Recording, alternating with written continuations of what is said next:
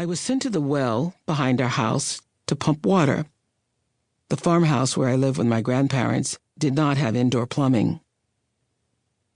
From the window, my grandmother caught a glimpse of me twirling my fingers in the water and became enraged. Though I was only daydreaming innocently, as any child might, she was angry because this was our drinking water and I had put my fingers in it. She then asked me if I'd been playing in the water, and I said, "No." She bent me over and whipped me so violently, my flesh welted. Afterward, I managed to put on my white Sunday best dress. Blood began to seep through and stain the crisp fabric a deep crimson. Livid at the sight, she chastised me for getting blood on my dress, then sent me to Sunday school. In the rural South, this is how black children were raised. There wasn't anyone I knew who wasn't whipped.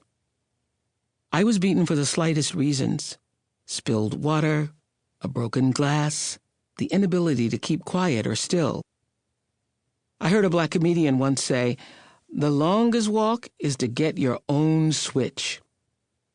Well, I not only had to walk to get the switch, but if there wasn't one available, I had to go find one. A thin, young branch worked best, but if it was too thin, I'd have to braid 2 or 3 together to make it stronger. My grandmother often forced me to help her braid the switch. Sometimes the whippings would get saved up for Saturday night, when I was naked and freshly bathed.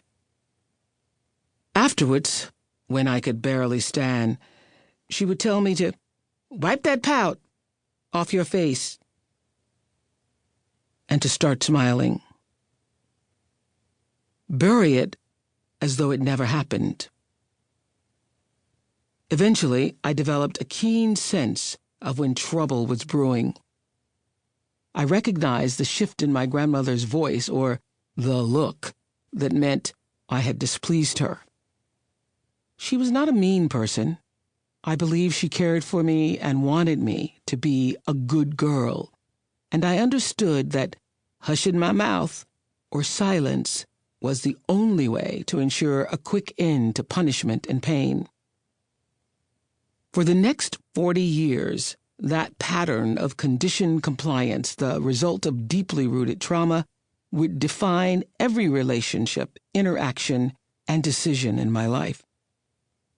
The long-term impact of being whooped, then forced to hush and even smile about it, turned me into a world-class people-pleaser for most of my life.